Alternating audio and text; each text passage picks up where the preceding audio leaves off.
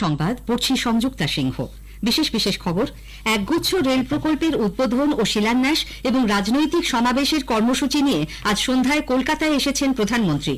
লোকসভা নির্বাচনে প্রার্থী ও ভোটারদের ভীতি প্রদর্শন এবং কোন রকম হিংসা বরদাস্ত করা হবে না বলে মুখ্য নির্বাচন কমিশনার স্পষ্ট জানিয়েছেন। সন্দেশখালী কাণ্ডের তদন্তভার সিবিআই এর হাতে তুলে দিয়েছে কলকাতা হাইকোর্ট। এর বিরুদ্ধে রাজ্য সরকার সুপ্রিম কোর্টের দ্বারস্থ হয়েছে। শেখ শাহজাহানের 13 কোটি টাকার সম্পত্তি বাজেয়াপ্ত করেছে ইডি। কলকাতা হাইকোর্টের বিচারপতি পদে ইস্তফা দিয়ে বিজেপিতে যাচ্ছেন অভিজিৎ গঙ্গোপাধ্যায়। বিজেপি বাদে সব দলই তাঁর এই সিদ্ধান্তের সমালোচনা করেছে। রাজ্য সরকার প্রতিশ্রুতি রক্ষা করে বলে দাবি করে মুখ্যমন্ত্রী বলেছেন, কেন্দ্রের কাছ থেকে তারা কোনো ভিক্ষা চান না। আসছি বিস্তারিত খবরে। একগুচ্ছ প্রকল্পের উদ্বোধন ও শিলান্যাস এবং রাজনৈতিক সমাবেশের কর্মসূচি নিয়ে প্রধানমন্ত্রী নরেন্দ্র মোদী আজ সন্ধ্যায় কলকাতায় এসেছেন। বিমানবন্দরে নেমেই তিনি রামকৃষ্ণ মঠ ও মিশনের অসুস্থ সভাপতি স্বামী শরণানন্দ মহারাজকে দেখতে শিশু মঙ্গল হাসপাতালে যান। রাজভবনে তাঁর রাত্রিবাস। আগামীকাল তাঁর 15,400 কোটি টাকার প্রকল্পের উদ্বোধন ও শিলান্যাসের মধ্যে থাকছে কলকাতা মেট্রো রেলের গঙ্গার নিচ দিয়ে হাওড়া ময়দান এসপ্ল্যানেড, ইএম বাইপাসে কবি সুভাষ, হেমন্ত মুখোপাধ্যায় এবং ডায়মন্ড হারবার রোডে তারাতলা মাঝেরহাট শাখার সূচনা। এছাড়াও দেশের বিভিন্ন অংশে রেল প্রকল্পের ভার্চুয়ালি উদ্বোধন ও শিলান্যাস করবেন প্রধানমন্ত্রী। কলকাতার এই কর্মসূচির পর শ্রী মোদী যাবেন উত্তর 24 পরগনার বারাসাতে। কাছারি ময়দানে জনসভায় ভাষণ দেবেন তিনি।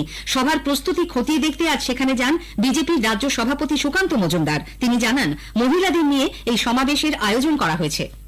লোকসভা ভোটে নজরদারিতে এবার বিভিন্ন কেন্দ্রীয় এজেন্সিকে নিয়ে একটি পোর্টাল তৈরি করা হচ্ছে।